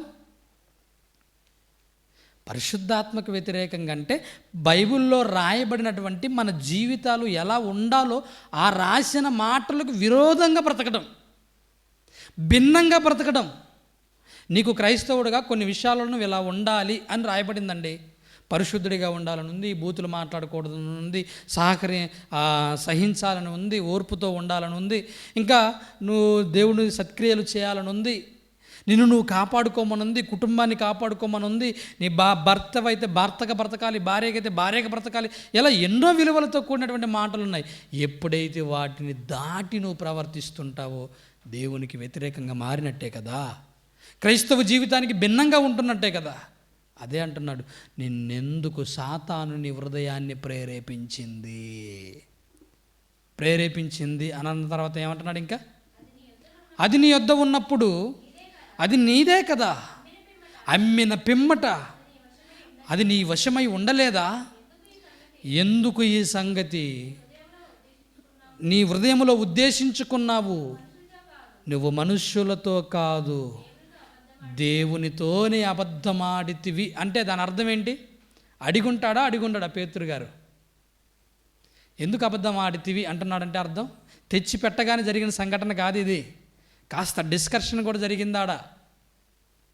ఎందుకు నీ హృదయాన్ని సాతాను ప్రేరేపించిందంటే అబ్బెబ్బే అదేమీ లేదండి, నిజమండి, అదో ఇదో ఏదో అని ఉంటాడు కదా. అన్నాడు కనుకనే అంటున్నాడు, ఎందుకు నువ్వు అబద్ధమాడితివి అని వానితో చెప్పగా, అననీయ ఈ మాటలు వినుచూనే పడి ప్రాణము విడువగా. ఎవరికి చోటిచ్చాడు హృదయంలో? ఎవరికి చోటు ఇవ్వమంటున్నాడు దేవుడు? ఎందుకు నీ హృదయాన్ని ప్రేరేపించుకుంటున్నావు అపవాది మాటలకు లోనైపోయి? ఈరోజు దేవుడి కార్యక్రమాలను విడిచిపెట్టి లోకానుసారంగా బ్రతుకుతున్న వాళ్ళందరినీ ప్రేరేపిస్తుంది ఎవరు? సాతాను కాదా? దేవునికి భిన్నంగా బ్రతికేలాగా పాపం చేయడానికి వెళ్తున్నది ఎవరు? సాతాను కాదా? వాడి ప్రేరేపణకు లొంగిపోయి వాడి మాటలకి వాడికి స్థానం ఇచ్చి నీ జీవితాన్ని నువ్వే పాడు చేసుకుంటున్నావు కదా. ఏమండి, కొంతమంది నాతో మాట్లాడారు, మేము నీతో లేకుండా ఉంటే నువ్వు ఎలా బ్రతకగలవు, నువ్వు ఎలా సంఘ కార్యక్రమాలు చేయగలవో నేను చూస్తాను అని అన్నాడు. అంటే నేను అన్నాను, నేను ఎవరు పోతున్నా బాధపడను. మీరు లోకంలో కలిసిపోతే బాధ, కానీ మీరు వెళ్ళి దైవ కార్యక్రమాలు చేస్తే నాకెందుకు బాధ? నాకు సంతోషమే కదా. అలా మీరు చేస్తుంటే అనుకున్నారు, ఇక అయిపోయింది, ఏమీ చేయలేడు. ఇంతకాలం మేము ఉండి సపోర్ట్ చేసామనుకున్న కానించి సెమినార్లు ఆగలేదు, ప్రార్థనలు ఆగలేదు, క్లాసులు ఆగలేదు, బయటికి వెళ్ళే ప్రాంతాల్లో ప్రార్థనలు ఆగలేదు. ఆగే ఎందుకు ఆగుతాయండి? ఒక్కడిగానైనా మనం పని చేసుకోవాలి, మన ఆశ పరలోకం వెళ్ళాలని కదా. ఇప్పుడు బాధపడుతున్నారు, ఇప్పుడు అంటున్నారు. ఎస్, మీకు అదే చెప్తున్నానండి, వాడికి చోటిచ్చామా అపవాదికి? వాడు ఏం చేస్తాడంటే మనకు తెలియకుండానే దైవ కార్యక్రమాలకు దూరం చేస్తాడంతేగా, దేవునికి దూరం చేస్తాడు. నిన్ను లోకం కోసం బ్రతికేలాగా మారుస్తాడు. ఏమండి, దాచుకోవడం తప్పంటారా? దాచుకోవడం తప్పని నేను కూడా అన్నా. మరి ఎందుకు అననీయ సప్పీరా విషయాలు అన్నాడంటే, దేవుడు పాత నిబంధన గ్రంథంలో ఒక మాట అంటాడు, ఏంటంటే నువ్వు వాగ్దానం చేయమాకు, వాగ్దానం చేయకుండానే ఉండు, ఒకవేళ చేసావా ఇయ్యకుండా ఉండమాకు.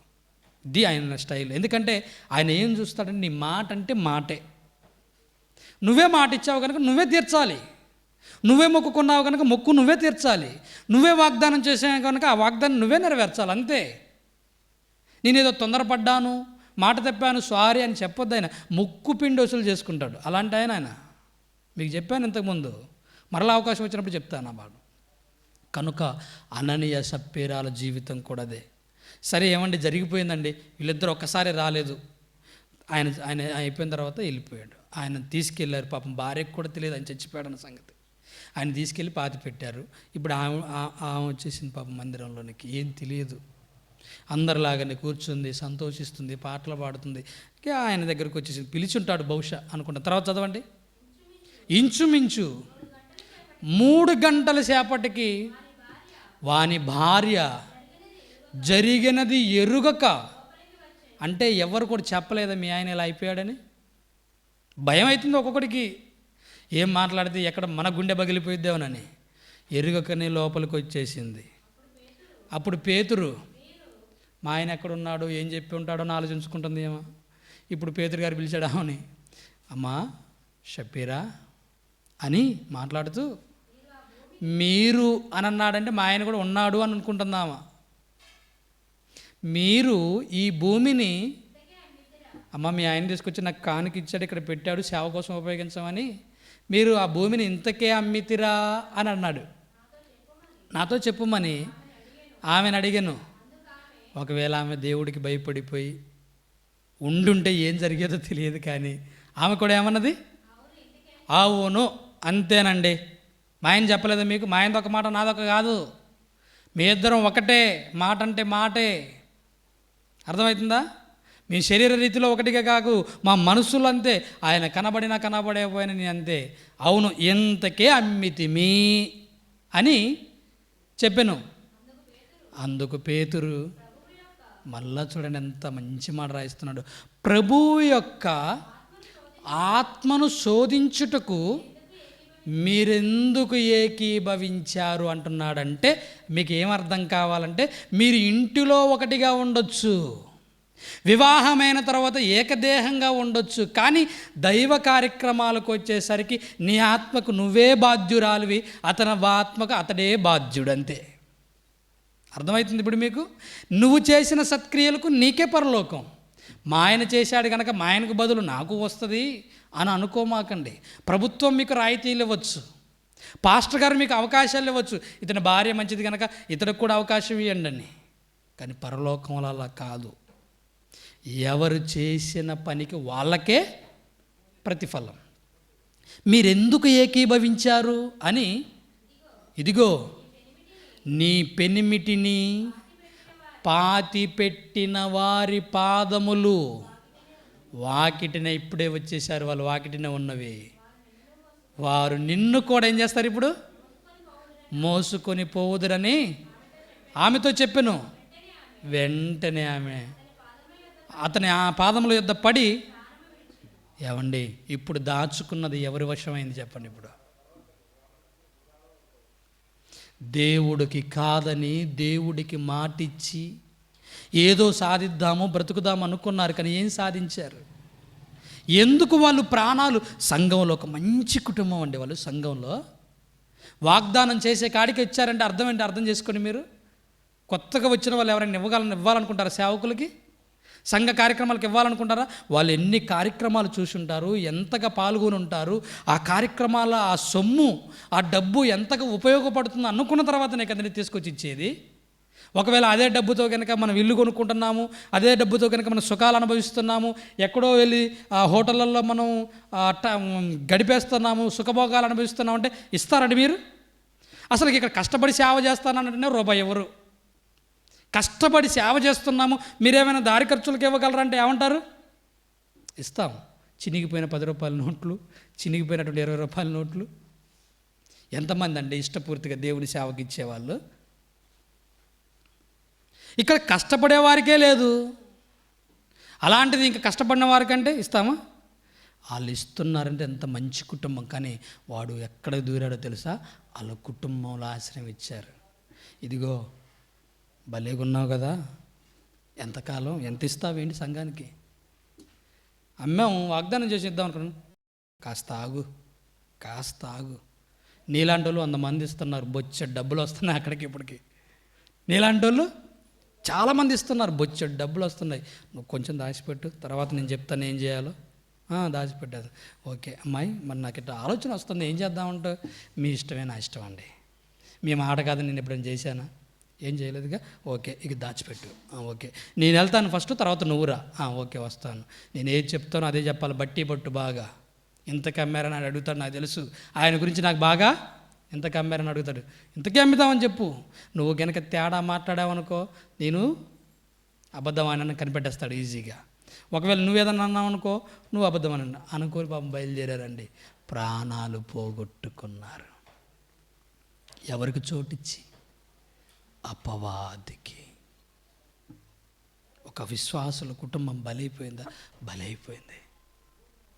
ఇంకొక వ్యక్తి గురించి నేను చెప్పి ముగింపులోనికి వెళ్ళిపోతాను. యోహాను సువార్త 12వ అధ్యాయము, క్షమించండి దానికన్నా ముందు మత్తయి సువార్త 10వ అధ్యాయము. అవండి 10వ అధ్యాయము 1వ వచనాన్ని మీరు ఒకసారి చూస్తే ఫస్ట్ ప్రారంభంలో మత్తయి సువార్త 10వ అధ్యాయం 1వ వచనం చదవండి. ఆయన తన 12 మంది శిష్యులను పిలిచి అపవిత్రాత్మలను వెళ్ళగొట్టుటకును, ప్రతి విధమైన రోగమును, ప్రతి విధమైన వ్యాధిని స్వస్థపరచుటకును వానికి అధికారం ఇచ్చెను.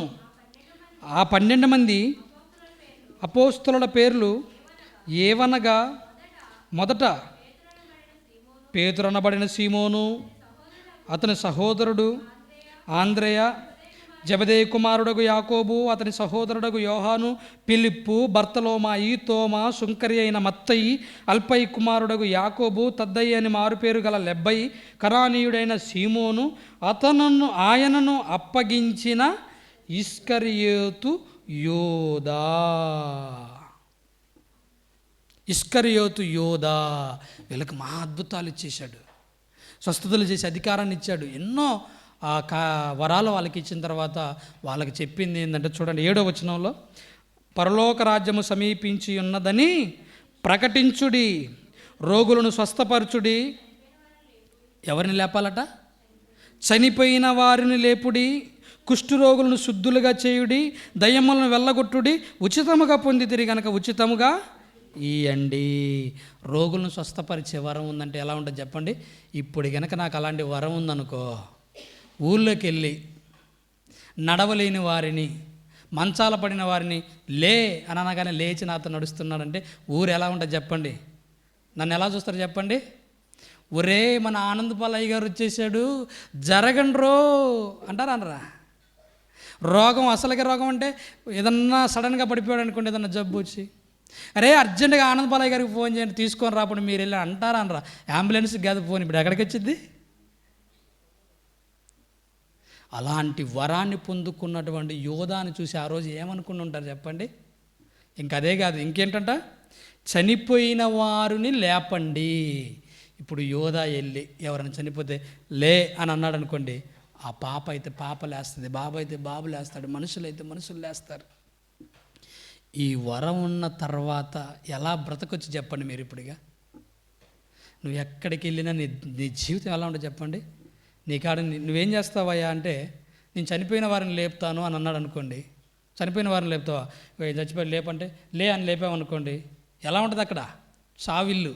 అప్పటిదానికి ఏడ్చారు, నువ్వు పోయి ఒక శవాన్ని లేపావు, ఏం చేస్తారాడా? పండగ చేయరు. అలాంటి వరం కలిగిన యోధ ఎవరికి చోటిచ్చాడో తెలుసా? అపవాదికి. ఒక సేవకుడండి, మంచి కృపావరాలు కలిగిన ఒక మంచి సేవకుడు. యేసుక్రీస్తు వారు ఎన్నుకున్నాడంటే ఏదో సునాయాసంగా కనబడే వాళ్ళందరిని ఎన్నుకున్నాడు అనుకోమాకండి. వాళ్ళలో ఒక టాలెంట్, ఒక వ్యక్తికి సువార్త చెప్పి నమ్మించగలిగినటువంటి సామర్థ్యం కలిగిన వారు వాళ్ళంతా. వాళ్ళకి ఒకవేళ సరైన చదువులు లేకపోవచ్చు, కానీ సమాజంలో ఒక మంచి పేరు కలిగిన వాళ్ళంతా. మీరు తిమోతి గురించి మాట్లాడుతూ పౌలు గారు ఎన్నుకునే ప్రతి ఒక్కరిని చూస్తూ మాట్లాడతాడు అనమాట. ఏమన్నా తెలుసా? తిమోతి ఒక మంచి సాక్ష్యం పొందినవాడు అని. వాళ్ళని తీసుకుని వచ్చి తనతో ఉంచి తన పరిచర్యలో ఒక మంచి పాలిభాగస్తులుగా ఉంచి పని నేర్పిస్తే, అలాంటి వ్యక్తి ఏం చేశాడో తెలుసా? ఒక సేవకుడై ఉండి ఏం చేశాడట చూద్దాం. యోహాను సువార్త 12వ అధ్యాయం 4వ వచనం. యోహాను సువార్త 12వ అధ్యాయం 4వ వచనాన్ని మీరు చూడగలిగితే, ప్రియమైన దేవుని పిల్లలారా, ఆయన శిష్యులలో ఒకడు అనగా ఆయనను అప్పగింపబడబోచున్నటువంటి అప్పగింపనయున్న ఇస్కరియోతు యూదా. అక్కడ ఏం జరుగుతుందంటే, ఒక అత్తరు బుడ్డిని పగలగొడుతుంది ఒక స్త్రీ. ఆయన అంటున్నాడు అన్నమాట, ఈ అత్తరెందుకు 300 దెనారములకు అమ్మి బేదలకు ఇయ్యలేదని వాడిలాగు చెప్పినది బీదల మీద శ్రద్ధ కలిగి కాదు, కానీ వాడు దొంగ అయ్యుండి తన దగ్గర డబ్బు సంచి ఉండినందున అందులో వేయబడినది దొంగిలించుచూ వచ్చెను గనుక అలాగు చెప్పెను. యోధా అండి ఒక మంచి సేవకుడు. ఏ పోస్టులో పెట్టాడనుకున్నారు దేవుడు యేసుక్రీస్తు వారు? ఇదిగో మనకి ఈ సువార్తలో ఉపయోగించడానికి ఎవరైనా ఒకవేళ ప్రేరేపణ కలిగి వాళ్ళు ధనాన్ని ఇచ్చారనుకో, యోధా ఇవన్నీ నీ దగ్గరే ఉంచు డబ్బులు అన్నప్పుడు తేప వచ్చిన వాటినల్లా కాస్త తీసేస్తున్నాడట. ఈ విషయం ఎవరికి తెలియదు, యేసుక్రీస్తు వారికి తప్ప. దాచుకుంటున్నాడు. దాచుకున్నది ఏం చేస్తారు చెప్పండి మీరైనా? ఏమనుకుంటారు? ఏదో ఒకరోజు డబ్బు దాచిపెట్టారు, ఏదో ఒకరోజు దాన్ని ఖర్చు చేసి వాడుకోవాలా, అనుభవించాలనుకుంటారు అనుకోరా? ఎప్పుడు మనం డబ్బు దాచుకొని అలానే సరిపోదాం అని చెప్పకుండా చచ్చిపోతారా? దాన్ని ఉపయోగించుకోవాలి దేనికైనా అనుకుంటారు ఏ మనిషి అయినా. ఈ యోధా కూడా దాచుకుంటున్నాడు, వస్తున్నాడు. అపవాది చూసింది, అమ్మో వీడు మామూలుడు కాదు, యేసుక్రీస్తు వారి దగ్గరనే తిరుగుతున్నాడు, యేసుక్రీస్తు వారి శిష్యులమ్మటే ఉంటున్నాడు, కానీ వీడు దొంగతనం చేస్తున్నాడు, వీడి మనసు పూర్తిగా మారలేదు కనుక వీడికి మన దగ్గర అవకాశం ఉంది వెళ్ళడానికి. వెళ్ళాడు. ఇప్పుడు వెళ్ళిన తర్వాత వాడు ఏమని ప్రేరేపించాడు తెలుసా యోధా హృదయాన్ని?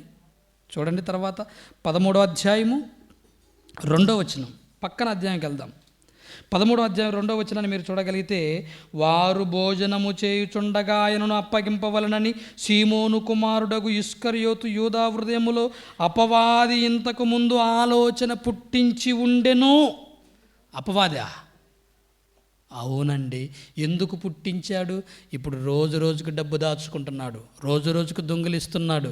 వాడికి ఆలోచన వచ్చింది, ఈ డబ్బు అంతా ఒకవేళ నేను యేసుక్రీస్తు వారిని విడిచిపెట్టిపోయి నేను అనుభవించాననుకో, అందరూ అంటారు, అరే నువ్వు ఏ పని చేసావరా, నీకు ఏడాదింత డబ్బు, ఏ ఉద్యోగం చేశారా ఏడాదింత డబ్బు, ఎందుకు ఎలా ఖర్చు పెడుతున్నావు, ఎక్కడి నుంచి సంపాదించావరంటే అప్పుడు యేసుక్రీస్తు వారు ఎమ్మటి తిరిగేవాడు, సంచీతన దగ్గరే ఉండేది కనుక ఇది డబ్బులు దాచుకున్నాడని ఎవరో ఒకడంటారు.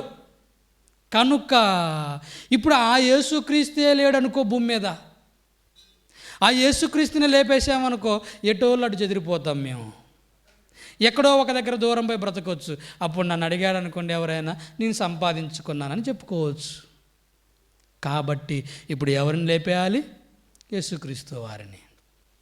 అప్పుడు సాతాను హృదయాన్ని ప్రేరేపిస్తుంది, ఏ యోధా ఆలోచించు, ఎలాగో యేసుక్రీస్తు వారిని చంపాలనుకుంటున్నారు, నువ్వెందుకు చంపుతున్నావు, నువ్వు ఎక్కడుంటాడో కాస్త వెళ్ళి చెప్పు చాలు, పట్టి వాళ్ళకి అనగానే వాడికి ఒక ఆలోచన వచ్చింది, ఎట్టాగో చంపాలనుకుంటున్నారు, ఎక్కడుంటాం ఆ సీక్రెట్ ప్లేస్ చెప్తే సరిపోతుంది అనుకుని అక్కడికి వెళ్ళి కూడా బేరం ఆడతాడు మనోడు. యేసుక్రీస్తు వారు ఉన్న చోటు చూపెడతా, నాకు ఎంత ఇస్తారు, నాకేం లాభం, డబ్బు. అప్పుడు 30 వెండి నాణాలు ఇస్తామనగానే ఒక డీలోకే, కానీ జాగ్రత్త, నేను అప్పగించానన్న సంగతి మీరు చెప్పొద్దు. యోధా నువ్వు టెన్షన్ పడ, మాకు అసలు నువ్వు అప్పగించానన్న సంగతి మాకు తెలియదు, ఎవరికి తెలియదు, పో అని అన్నాడు. మరి ఆడికి వచ్చిన తర్వాత అతను ఎలా గుర్తుపట్టాలి? చీకటిగా ఉంటుంది కదా, ఎలా గుర్తుపట్టాలంటే నేను ఎవరినైతే ముద్దు పెట్టుకుంటానో అతడే యేసుక్రీస్తు వారు. అది బాగా గుర్తుపెట్టుకుని క్లూ ఇచ్చి వస్తాడండి. ఏం సాధించాడు? అప్పగించాడు. డబ్బు దాచుకున్నాడు, అప్పగించాడు. ఇప్పుడు శిక్ష పడుతుంది. అలా వెళ్ళి చూశాడు, యేసుక్రీస్తు వారిని చెరసాలలో ఉండి కొడుతుంటే, పిడిగుద్దులు గుద్దుతుంటే, ఉమ్మేస్తుంటే, ఎమ్మటి తిరిగినట్టుగా 3.5 సంవత్సరాలలో ఆయన చేసిన మేలులన్నీ గుర్తుకొచ్చాయి. ఇప్పుడు ఎవరిని హింసించిన వాడు కదా, ఎందుకు హింస పొందుతున్నాడు, ఎందుకు ఉమ్మివేయబడుతున్నాడు, ఎందుకు గడ్డము పెరికి వేయబడుతున్నాడు, ఎందుకు అలా కొట్టబడుతున్నాడు, ఇదంతా నా వలనే కదా. చూస్తున్నాడు, ఆ శిలువ మీద వేసుకొని తీసుకొని పోతుంటే, కొరడాలతో కొడుతుంటే చూసి తట్టుకోలేకపోయాడు. ఇక ఎందుకు నేను ఎంత అన్యాయం చేశాను ఇతనికి, ఇతని వెమ్మటుండి నేను సంపాదించుకున్నది దీనికి నాకు పనికిరాదు, నాకు అవసరం లేదని ఆ 30 వెండి నాణాలను తీసుకెళ్ళి దేవాలయంలో వాళ్ళ ముందు పడేసి ఇక వెళ్ళి తట్టుకోలేక మనస్తాపానికి గురైపోయి ఉరిపెట్టుకున్నాడండి. ఉరిపెట్టుకొని చచ్చిపోయి గిలగిల తన్నుకొని అక్కడ చెట్టు కొమ్మ విరిగిందేమో, తాడు తెగిందో తెలియదు ఆ కొండ మీద. అక్కడ నుంచి కింద పడిపోతేనట అతడు నడుము విరిగిపోయాను ఉంటుంది చూడండి అపొస్తలుగా, నడుము విరిగి పొట్ట పగిలిపోయి పేగులన్నీ బయటికి వచ్చినని రాయబడింది. అతి భయంకరమైన చావు. దేనికి? మిగతా వాళ్ళు అలాంటి శిక్షను ఉరేసుకొని చచ్చేంతగా ఏం చేయలేదే, హతసాక్షులుగా చచ్చిపోయారు. ఎంత మంచి పేరుండేది నీకు యోధా. వాడికి స్థానం ఇచ్చి నీ అంతటి నువ్వే చచ్చిపోయేలాగా వాడు చేశాడు. కనుక నువ్వు అపవాదికి చోటివ్వద్దు. వాడు ఆది నుంచి నరహంతకుడు, ఏ మనిషిని బ్రతకనివ్వలేదు వాడు. హేబేలు కయ్యను దగ్గరికి వచ్చేసాడు, కయ్యనుని రేపాడు. చూసావా నీ తమ్ముడు, చూసావా నీ తమ్ముడు, చూసావా నీ తమ్ముడు, ఏసేయి వాడిని, ఏసేయి, చంపు చంపు చంపు. చంపిన దానక కయ్యను నిద్రపోలేదు. చంపిన తర్వాత తలకాయ పట్టుకుంటున్నాడు, ఏం చేయాలో అర్థం కావట్లేదు. దేవుడు వచ్చి అడుగుతున్నాడు, కయ్యను నీ తమ్ముడు ఎక్కడున్నాడు? నా తమ్ముడికి నేనేమైనా కావలి వాడినా నన్ను అడుగుతున్నావు అన్నాడు. అంతే, నీ తమ్ముడిని చంపిన రక్తం నాకు మొరపెడుతుంది, దేశ దిమ్మరివై తిరుగుతావు పో అని అన్నాడు. అంతే. ఏం సాధించాడు తమ్ముడిని చంపి? వాడు నరహంతకుడు, మిమ్మల్ని చంపుతాడు, వాడు ఆనందపడతాడు. మిమ్మల్ని చంపేలాగా ప్రేరేపిస్తుంటాడు, వాడు ఆనందపడతాడు. మిమ్మల్ని విడగొడుతుంటాడు, వాడు ఆనందపడుతుంటాడు. మీలో ప్రేరేపణ కలిగించి కొట్టుకునేలాగా చేస్తాడు. మీరు మనుషులుగా ఉండరండి, అప్పుడు మృగాలుగా మారిపోతారంతే. వాడి స్టైల్ అది. వాడికి చోటిస్తారా? వాడికి చోటిచ్చిన ఏ కుటుంబం బ్రతకలేదండి. చివరికి ఒక మాట చూడండి ఒకసారి మీరు. హబక్కూకు గ్రంథం 1:15 చూడండి. ఇందాక మనం యెషయా గ్రంథంలో కూడా ఆగిపోయాం కదా, ఒకసారి అక్కడ కూడా వెళ్దాం. చూడండి ముందు హబక్కూకు గ్రంథం 1:15.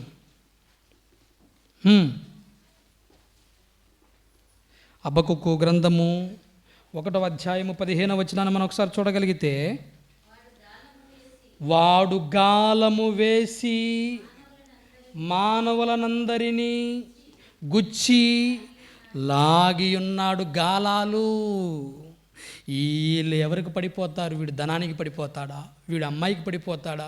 వీడు అధికారానికి పడిపోతాడా? వీడు ఇంకేదన్నా తిండికి పడిపోతాడా? వీడు ఇంకా దేనికైనా వస్తువులకు పడిపోతాడా? దేనికి పడిపోతాడో మీ గురించి వాడు బొచ్చడి ఎంక్వైరీ చేసేసాడండి. దేనికి పడిపోతాడు? మందుకు పడిపోతాడు. కనుక వీడి కళ్ళ ముందు మందు ఎలా కనబడాలంటే వాడికి ఆ మందు లేకుండా బ్రతకలేనట్టు చేయాలంతే. మరొకడు దేనికి పడిపోతాడు? స్త్రీలకు పడిపోతాడు. భార్య ఉండంగానే అప్పటిదాకా భార్యను ప్రేమించి పెళ్లి చేసుకున్నావు కదా, మరొక స్త్రీ నీకు అందంగా కనబడుతుందా? కనబడేలాగా చేస్తాడు వాడు. ఇంకా డబ్బు గురించి ఎన్ని ఘోరాలండి, ఎన్ని హత్యలండి, ఎన్ని మానభంగాలండి ఈరోజు. ఈ మధ్యక నిన్నగాక మన పేపర్లో చూశారు కదండి, 11 సంవత్సరాల పాపని 10వ తరగతి చదువుతున్నటువంటి పిల్లగాడు చంపేశాడు. ఎందుకురా చంపావు అంటే వాడు దొంగతనం 80,000 రూపాయలు దొంగతనం చేయాలనుకున్నాడు. ఆ ఇంట్లోకి వెళ్ళడానికి వాడు ముందే ఒక ప్లాన్ రాసుకున్నాడంటే. విచిత్రం చూడండి. వాడు ఆ ఇంట్లోకి ఇటు నుంచి వెళ్ళాలి, ఇంట్లోకి వెళ్ళిన తర్వాత బీరవ ఎలా ఓపెన్ చేయాలి, ఓపెన్ చేసిన తర్వాత డబ్బు తీసుకున్న తర్వాత ఎక్కడ దాచుకోవాలి, ఈ లోపు మనకి ఎవరైనా అడ్డొచ్చారనుకో వాళ్ళని ఎలా చంపాలి, వాళ్ళు చచ్చిపోయారని కన్ఫామ్గా మనకి ఎలా తెలుసుకోవాలి, తర్వాత మన గుర్తులు కనుక అక్కడ దొరకకుండా ఏం చేయాలి. వాడు రాసుకొని పకడ్బందీగా చంపేశాడండి. పక్కనే వారం నుంచి వెతుకుతున్నారు, 5 రోజుల నుంచి వెతుకుతున్నారు. చూస్తూ ఉంటుంటే వాడిలో కొంచెం ఎందుకో టెన్షన్ కనబడుతున్నాడు. వాళ్ళ అమ్మ కూడా అడిగిందంట, ఎరా ఏమైనా తప్పు చేసావా, పిల్లని గట్టి నువ్వు చంపావేంట్రా అన్నదంట. లేదు మమ్మీ నేనే చేశానంట. వాడు అదే వైపు చంపబడినటువంటి ఆ బంగ్లా వైపు తీరు చూస్తుంటే, లేదా అంతకుముందు దొంగతనానికి ఏదో చూస్తుంటే సంథింగ్, వాడిని చూసి ఆరాధించి పోలీసులు వాళ్ళ స్టైల్లో 2 దెబ్బలు కొట్టి అడిగితే వాడు నేరాన్ని అంగీకరించడం ఎలా చేశానని చెప్పాడు. డబ్బు కదా. ఈరోజు మనల్ని కూడా వాడు గాలము వేసి గుచ్చి లాగి ఉన్నాడు. చదవండి. తన వలతో వారిని చిక్కించుకొని సంతోషపడి గంతులు వేయుచున్నాడు. కావున వలన మంచి భాగమును పుష్టినిచ్చు భోజనమును తనకు కలుగుచున్నవని వాడు తన వలకు బలులను అర్పించుచున్నాడు. అంటే వలన వాడికి హ్యాపీ, దాని వలన వాడికి మంచి పుష్టికరమైనటువంటి భోజనం. పుష్టికరమైన భోజనం అంటే అర్థం ఏంటో తెలుసా? ఒకడిని దేవుళ్ళో నుంచి లోకంలో పడేయటమే వాడికి భోజనం, ఆకలి తీరటం. యేసుక్రీస్తు వారికి ఆకలి ఏంటి? ఒక వ్యక్తిని దేవుళ్ళలోనికి నడిపిస్తే ఆయన ఆకలి తీరుతుందని యేసుక్రీస్తు వారు అన్నాడు. వీడి ఆకలి ఏంటి? దేవుళ్ళో ఉన్నవాడిని లోకంలో కలిసిపోయేటట్టుగా పాపం చేసేటట్టు చేస్తే వీడి ఆకలి తీరుతుంది. ఇప్పుడు ఈరోజు ఎంతమంది క్రైస్తవులను పడేసిందండి? నీ కళ్ళ ముందు నీతో ఉన్న వాళ్ళని తీసుకెళ్ళలే, నీ కళ్ళ ముందు ఉన్నోళ్ళని తీసుకెళ్ళి ఈ భూమి మీద తమ కోసం బ్రతికేలాగా చేయట్లే, లోకంలో కలిసిపోయేలాగా చేయట్లే. ఎన్ని విపరీతంగా దేవుడి కార్యక్రమాలకి వ్యతిరేకమైనటువంటి పనులు చేసేలాగా మార్చేశాడు. వాడు ఒగ్గుతున్నాడు ఊరులో. మీరు కూడా పడిపోతారు, డౌటే లేదు. నేను కూడా పడిపోయాను ఒకసారి, కనుక నిలబడ్డాను. వాడి గురించి నాకు బాగా తెలుసు. నా అనుభవాలు నాకు పాఠాన్ని నేర్పాయి. జాగ్రత్త, వాడు ఇలా చేస్తాడు అని. కనుక జాగ్రత్త పడతారా? చివరిగా యెషయా గ్రంథం 14వ అధ్యాయం, ఇందాక వదిలేసినటువంటి మాట, 14వ అధ్యాయం మనం చూసుకున్నట్లయితే 14వ వచనం నుంచి, మేఘమండలం మీదకి ఎక్కుదును, మహోన్నతునితో నన్ను సమానంగా చేసుకుందనని నీవు మనసులో అనుకుంటివి కదా. నీవు పాతాళమునకు నరకములో ఒక మూలకు త్రోయబడితివే. నిన్ను చూచు వారు నిన్ను నిదానించి చూచుచు ఇట్లు తలపోయుదురు, భూమిని కంపింపజేసి రాజ్యములను వణికించిన వాడు ఇతడేనా? లోకమును అడవిగా చేసి దాని పట్టణములు పాడు చేసిన వాడు ఇతడేనా? తాను చెరపట్టబడిన వారిని తమ నివాస స్థలమునకు పోనీయనవాడు ఇతడేనా అని అనుకుంటారు. అవును, వాడే సాతాను. కనుక ఇప్పుడు మీరు ఎవరికి చోటు ఇవ్వద్దు చెప్పండి. లేదండి ఆనందపాల్ గారు, మీరు వాడి గురించి ఎన్ని చెప్పినా వాడు మాకు చాలా చెప్పాడు, ఎలా బ్రతకాలో చెప్పాడు, ఎలా సంఘంలో నుంచి తప్పించుకోవాలో చెప్పాడు, ఎలా దేవుడి కార్యక్రమాలకు ఇవ్వకుండా దాచుకోవాలో చెప్పాడు, ఎలా మేము హ్యాపీగా ఉండాలో చెప్పాడు, ఏం తింటే బాగుంటుందో చెప్పాడు, ఏం తాగితే బాగుంటుందో చెప్పాడు. నువ్వేమో బూతులు మాట్లాడుతున్నావు. అసలు బూతులు మాట్లాడుతుంటే మజానే వేరు. నీకేమెరక? నువ్వు తాగొద్దంటున్నావు. ఒక్కసారి నువ్వు ఒక 90 years చూడు ఎలా ఉంటుందో. తాగితే అర్థమవుతుంది. నువ్వు తినొద్దంటున్నావు, ఏది పడేది అది తింటే నీకు అర్థమవుతుంది. ఇలా బ్రతకొద్దంటున్నావు, కానీ అసలు లోకంలోకి వచ్చి చూడు, అనుభవిస్తే అర్థమవుతుంది. నీకేమెరక? నువ్వు ఇలానే అంటావు అని. ఒకవేళ వాడి కోసం నువ్వు కనుక ఒక్క ఛాన్స్ ఇచ్చావనుకో, వెంటనే వాడు కూర్చుంటాడు వచ్చి. నువ్వు ఆ రోజు మాట్లాడినప్పుడు నీకేం శిక్ష వచ్చింది? ఏం రాలేదు కదా, అంతే అంటాడు. అంతే. నువ్వు తప్పు చేసావు, తప్పు చేయగానే శిక్ష వస్తుందని వాక్యం చెప్పారు. నువ్వేం శిక్ష అనుభవించావు? హ్యాపీగానే ఉన్నావు. ఆ రోజు కంటే ఈరోజు బెటర్గా ఉన్నావు. ఇంకా తప్పు చెయ్యి, ఇంకా తప్పుగా మాట్లాడు, ఇంకా తప్పుడుగా ప్రవర్తించు, ఇంకా దొంగతనం చెయ్యి, ఇంకా చెయ్యి, ఇది చెయ్యని ప్రేరేపించి నిన్ను పాతాళంలోనికి పోయేంత వరకు, లేదా నీకు నువ్వు చచ్చిపోయేంత వరకు వాడు నిన్ను వదిలిపెట్టడు. కష్టమైన నష్టమైన దేవుడి కోసం బ్రతకండి, కన్నీళ్లతో బ్రతకండి. మరణం లేని లోకానికి వెళ్ళిపోతారు మీరంతా. ఆకలి లేని లోకానికి, దప్పిక లేని లోకానికి పోతారు మీరందరూ. అలా వెళ్ళాలని మనస్ఫూర్తిగా కోరుకుంటూ ఈ నా మాటలు ముగించుకుంటున్నాను. కళ్ళు మూసుకొని ప్రార్థన చేసుకుందాం. మహాపరిశుద్ధుడా, మహాగణత వహించిన మా తండ్రి, మీకు వందనాలు.